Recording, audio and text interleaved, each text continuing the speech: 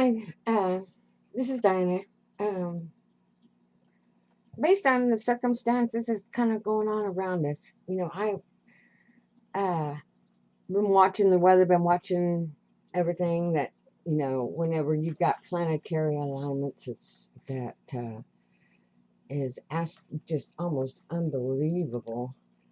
Um, the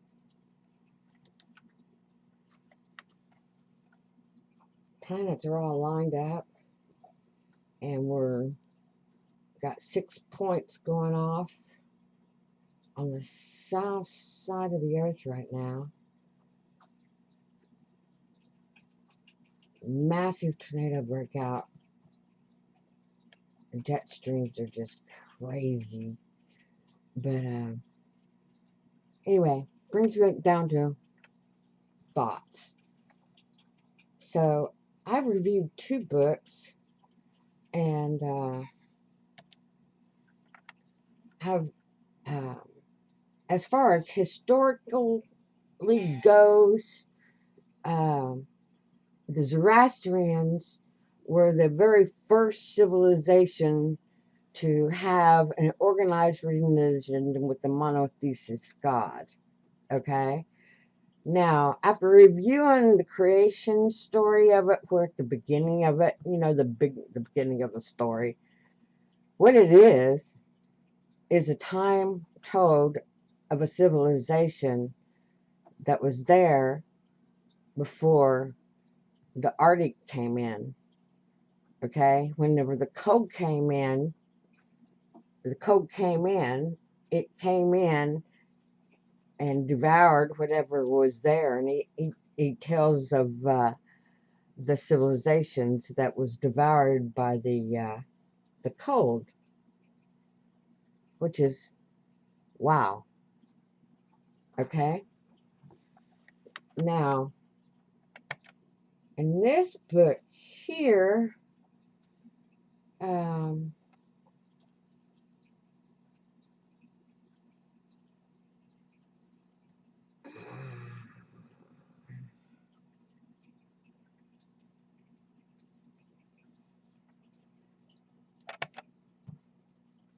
I haven't finished the Bhagavad.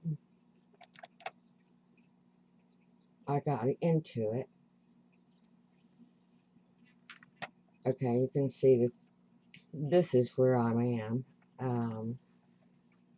But I want to go back to the cover. This is the Bhagavad. I've read all the. This is the actual translated into English version of the Bhagavad. And it tells of a 3 spirit system, but one is the head of the 3 spirit system. Okay, and it has 2 main divisions of principles, players. So you got the main God that he controls everything, but it's in a triad, right? So there's 2 other little gods here, okay, each representing 2 different forms of government heads, okay. One is the government head of peace, and the other one's the government head of war. And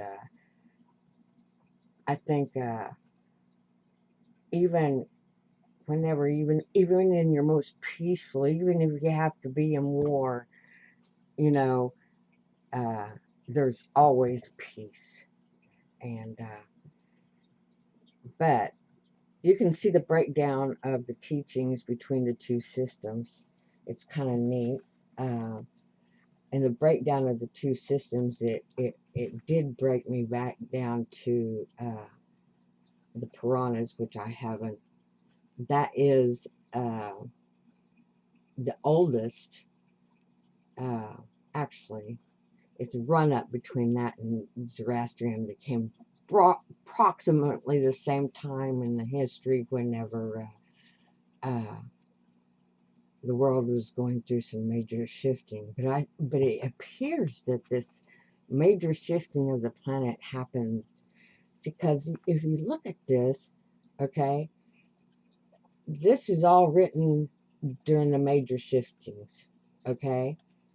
Uh, the Bhagavati, uh,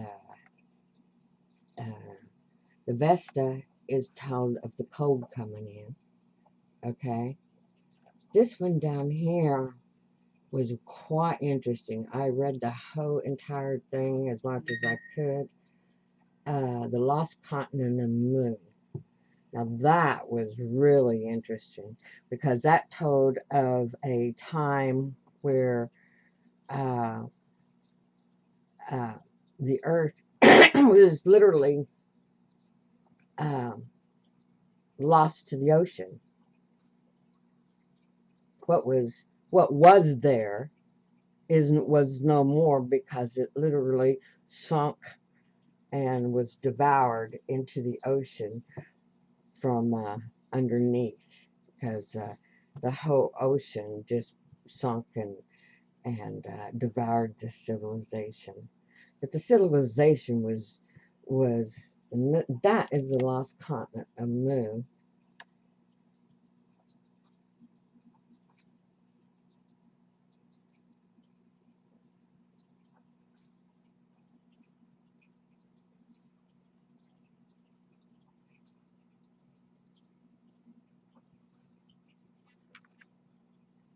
I'm at 6 minutes.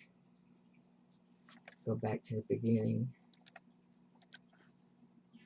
It's James Churchwell, which is kind of interesting because, you know, I don't like to just think that somebody, you know, just got up and somehow or another wrote this almost unbelievable story.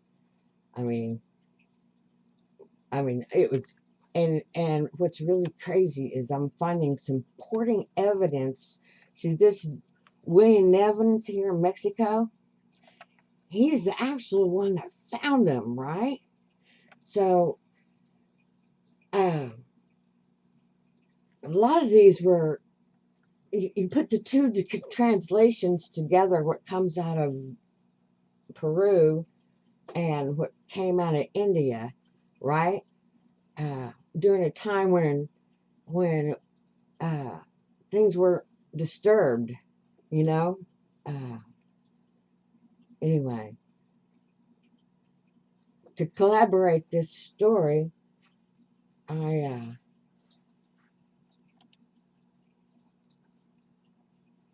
I've been what I saw this site, um,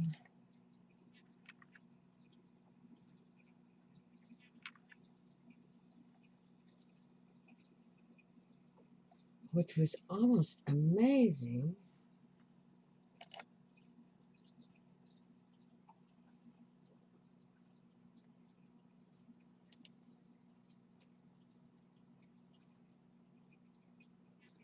If I can find it.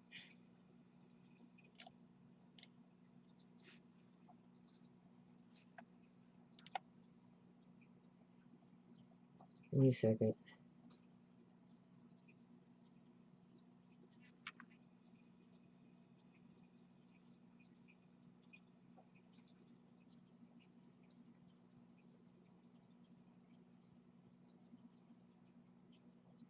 Anyway, I'm not finding it right off the bat, so we're gonna give that up. We're almost 10 minutes. That can't happen. So, um, gotta do this better.